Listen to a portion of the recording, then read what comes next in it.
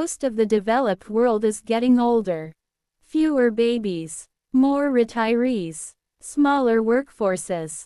That means fewer people paying taxes, fewer people building businesses, and more pressure on healthcare and pensions.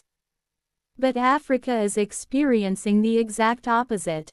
Today, Africa is home to more than 1.5 billion people across 54 countries, speaking over 2,000 languages and representing one of humanity's richest cultural mosaics. Around 60% of Africans are under the age of 25, and by around 2050, roughly 1 in every 4 people on Earth is expected to live in Africa. Read that again. 1 in every 4 people. Pause for a moment. That statistic isn't just about population. It's about possibility. Let's investigate an idea. Can a growing population make Africa the next global superpower, or could it become our greatest missed opportunity? When people talk about Africa, they usually focus on poverty, conflict, or natural resources. But what if that's yesterday's story? Here's the reality. Africa is home to the youngest population on Earth. Think about that. But having more people doesn't automatically make a country successful. If it did, every populous nation would be rich.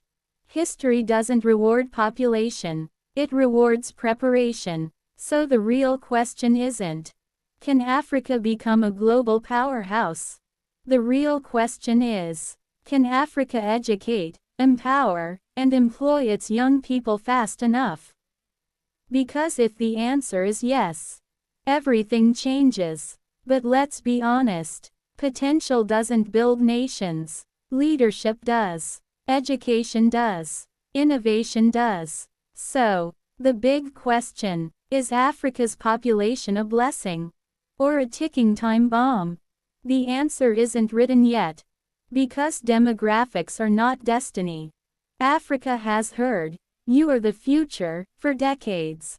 But how long can a continent remain the future before it finally becomes the present? That's the uncomfortable conversation. Wait, maybe AI just changed the game. Here's something most people haven't connected yet. Artificial intelligence is reshaping almost every industry. Unlike previous technological revolutions, Africa isn't decades behind this one. A teenager in Lagos with a laptop can use the same AI tools as someone in London.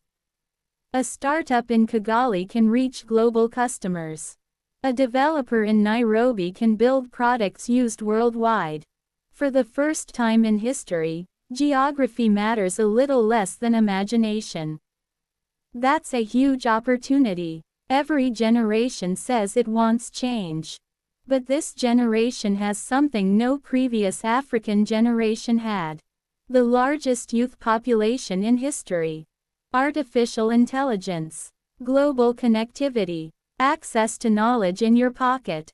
So, can Africa leapfrog development? That's not an easy question. Maybe that's exactly why we should ask it.